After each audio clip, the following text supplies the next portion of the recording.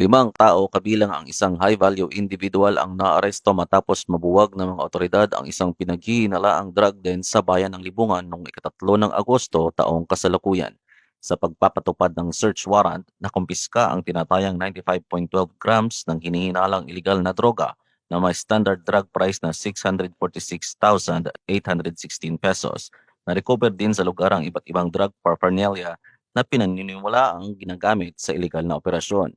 Ayon sa mga otoridad, isinagawa ang tamang pagmamarka at inventaryo ng mga nakumpiskang ebidensya sa harap ng mga kinakailangang saksi alinsunod sa umiiral na mga legal na alituntunin. Pinuri naman ni PRO12 Acting Regional Director, Police Brigadier General Alan B. Manibog ang maayos na koordinasyon ng mga operatiba na naging susi sa matagumpay na pagkabuwag ng nasabing drug den. Sa kabilang banda, patuloy na paiigtingin ng PRO12 ang kampanya laban sa iligal na droga bilang bahagi ng layunin nitong mapanatili ang ligtas at mapayapang pamayanan alinsunod sa adikain ng bagong PNP para sa bagong Pilipinas. Serbisyong mabilis, tapat at nararamdaman. Mula dito sa Police Regional Office 12, ako ang inyong PNN correspondent, Police Corporal Jose Doliano III, alagad ng batas, tagataguyod ng Balitang Pulis.